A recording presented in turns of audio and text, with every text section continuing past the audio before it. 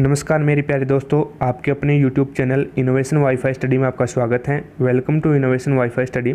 तो कैसे हैं आप? बढ़िया होंगे और आपकी तैयारी भी बढ़िया चल रही होगी। चलिए, बहुत बढ़िया। सभी दोस्तों को मेरा नमस्कार, सभी दोस्तों को गुड इवनिंग, सभी दोस्तों को राम राम।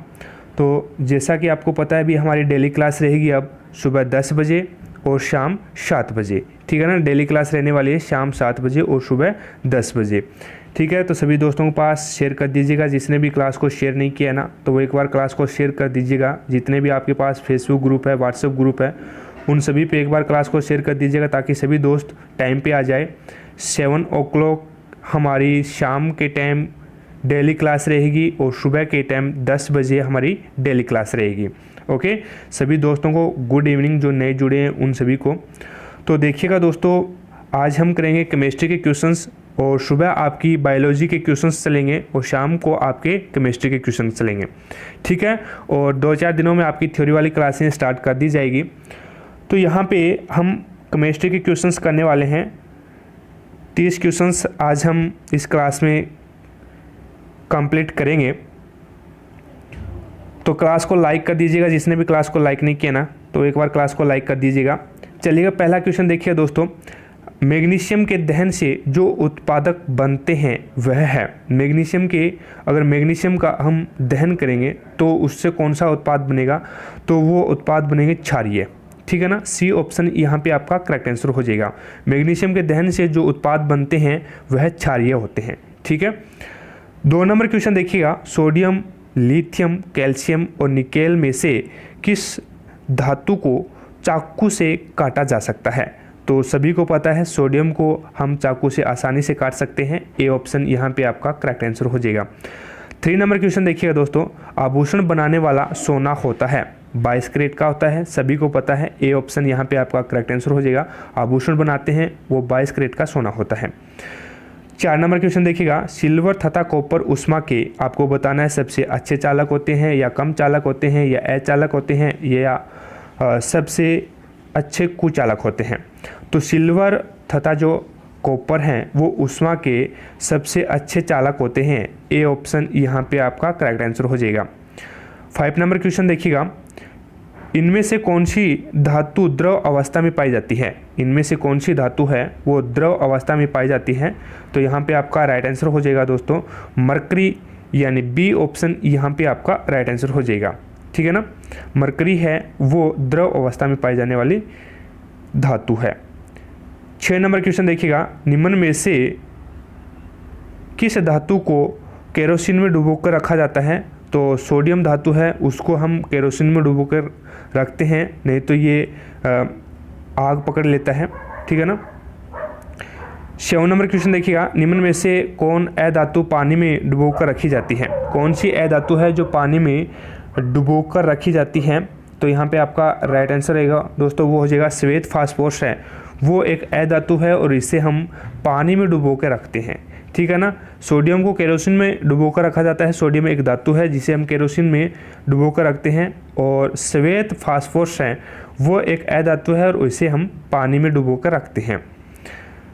8 नंबर क्वेश्चन देखिएगा। निम्न में से कौन सी धातु तार के रूप में उपलब्ध है? कौन सी धातु तार के रूप में उपलब्ध है? तो कॉपर यहाँ पे आपका राइट आंसर हो जाएगा। कॉपर के तार आते हैं ना, कॉपर यहाँ पे आपका करेक्ट आंसर हो जाएगा। 9 नंबर क्वेश्चन देखिएगा। भूपर्टी में स्वतंत्र अवस्था में पाई जाने वाली धातुएं निम्नलिखित में से कौन है? भूपर्टी में स्वतंत्र अवस्था में पाई जाने वाली धातुएं निम्नलिखित में से कौन सी है? Ag, Mg, Al, Zn। तो यहाँ पे आपका राइट आंसर होगा दोस्तों, वो हो जाएगा Mg, यानी बी ऑप्शन यहाँ पे आपका Ag।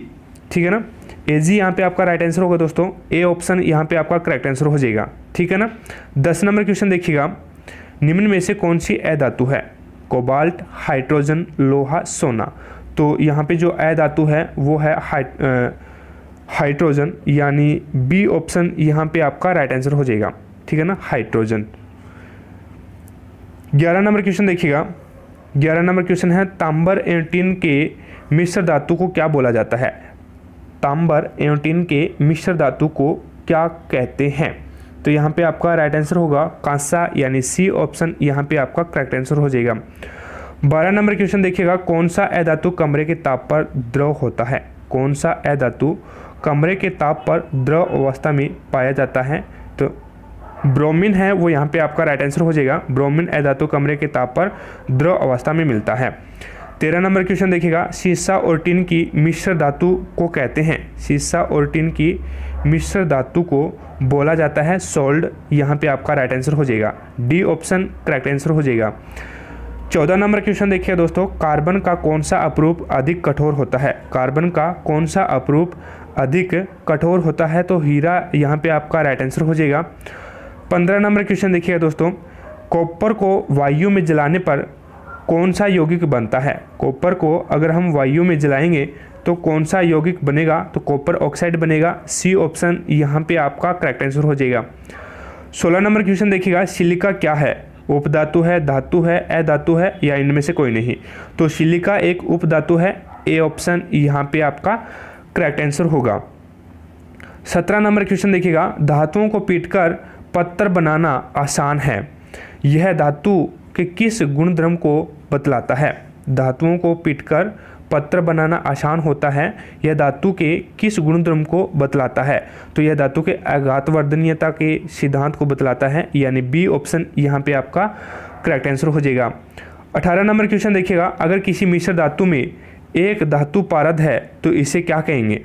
अगर कोई मिश्र धातु है उसमें एक धातु पारद है तो इसे क्या बोला जाएगा? अमलगम बोला जाएगा, यानी सी ऑप्शन यहाँ पे आपका करेक्ट आंसर हो जाएगा, अमलगम। ठीक है ना, एक धातु अगर पारद है, कोई मिश्र धातु है उसमें एक धातु पारद है तो उसे हम अमलगम बोलेंगे।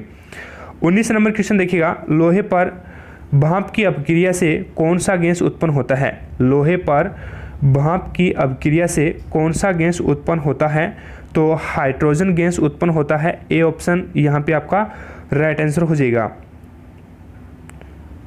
20 नंबर क्वेश्चन देखिएगा, निम्नलिखित में से कौन सा गुण कार्बनिक यौगिकों में प्राय नहीं होता? निम्नलिखित में से कौन सा गुण कार्बनिक यौगिकों में प्राय नहीं होता है?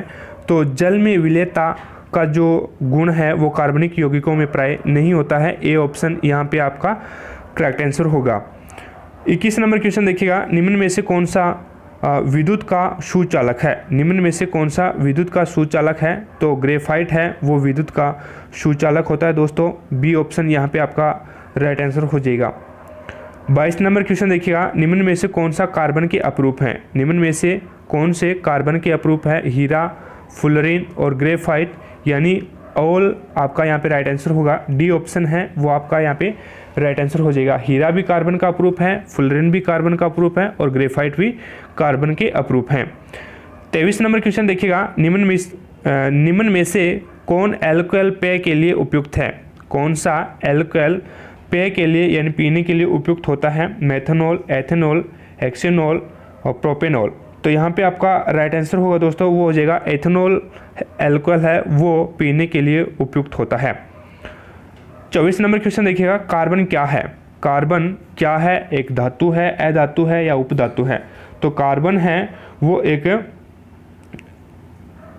अधातु है, यानी ए ऑप्शन यहाँ पे आपका राइट आंसर हो जाएगा। कार्बन क्या है? एक अधातु है। 25 नंबर क्वेश्चन देखिएगा, क्लोरोफॉर्म का क्वथनांक कितना होता है? क्लोरोफॉर्म का क्वथनांक कितना होता है? तो क्लोरोफॉर्म का क्वथनांक 334 केल्विन होता है, यानी बी ऑप्शन यहाँ पे आपका राइट आंसर होगा। क्लोरोफॉर्म का क्वथनांक 334 केल्विन होता है। 26 नंबर क्वेश्चन देखिएगा, साबुन द्वारा सफाई का काम अच्छी तरह होता है? साबुन द्वारा सफाई का काम अच्छी तरह होता है कठोर जल में, मृदु जल में, दोनों प्रकार के जल में, या सभी कथन सत्य हैं? तो यहाँ पे आपका राइट आंसर होगा दोस्तों, वो हो जाएगा मृदु जल में साबुन द्वारा सफाई का काम अच्छी तरह से होता है। बी ऑप्शन यहाँ पे आपका राइट आंसर होगा। 27 नंबर क्वेश्चन देखिएगा, निम्न में से कौन जल में अविलेय है? जल में अविलेय है, तो यहाँ पे आपका राइट आंसर होगा दोस्तों एथाइन है वो जल में अविलेय होता है, यानी ए ऑप्शन यहाँ पे आपका राइट आंसर होगा। 28 नंबर क्वेश्चन देखिएगा, हीरा और ग्रेफाइट कार्बन के अपरूप होते हैं, यानी ए ऑप्शन यहाँ पे आपका राइट आंसर होगा। 29 नंबर क्वेश्चन देखिएगा, उस हाइड्रोकार्बन का नाम बताएं जिससे एथेनॉल बना है, एथेनॉल बना है, उस हाइड्रोकार्बन का नाम बताना है जिससे एथेनॉल बना है। तो यहाँ पे आपका राइट आंसर होगा दोस्तों इथेन, यानी सी ऑप्शन यहाँ पे आपका करेक्ट आंसर होगा। इथेन से हम एथेनॉल बना है, ठीक है ना। 30 नंबर क्वेश्चन देखिएगा, पेंसिल बनाने में कार्बन के किस अपरूप का उपयोग किया जाता है? तो सभी को पता है ग्रेफाइट का उपयोग किया जाता है, यानी सी ऑप्शन यहाँ पे आपका करेक्ट आंसर हो जाएगा। तो आशा करता हूँ दोस्तों आज हम क्लास में 30 क्वेश्चंस कंप्लीट किए हैं, वो सारे के सारे आपको समझ में आ गए होंगे। अगर कोई भी क्वेश्चंस में आपको डाउट लगती है दोस्तों तो मुझे कमेंट बॉक्स में कमेंट करके ज़रूर बताना। जैसे ही नेक्स्ट क्लास होगी उस क्लास में आपकी डाउट को क्लियर करूंगा, ठीक है ना। याद रखना दोस्तों, सुबह 10 बजे और शाम 7 बजे आपकी 2 क्लासें रहेगी, ठीक है ना, ऑब्जेक्टिव क्वेश्चनों की। और जैसे ही 2-4 दिनों के बाद में आपकी थ्योरी वाली क्लासें स्टार्ट कर दी जाएगी। ओके, क्लास को लाइक नहीं किया है तो दोस्तों क्लास को लाइक कर दें, ज़्यादा से ज़्यादा अपने दोस्तों के पास शेयर कर दें। चैनल पे नए हैं तो चैनल को सब्सक्राइब कर लेना, पास में लगे बेल आइकन को प्रेस कर लेना, ताकि जैसे ही जेड से रिलेटिव जो भी मैं वीडियो डालूं उसका नोटिफिकेशन सबसे पहले आपके पास पहुंच जाए और आप तुरंत उसका लाभ उठा सको। मिलेंगे नेक्स्ट क्लास में, तब तक जय हिंद, जय भारत।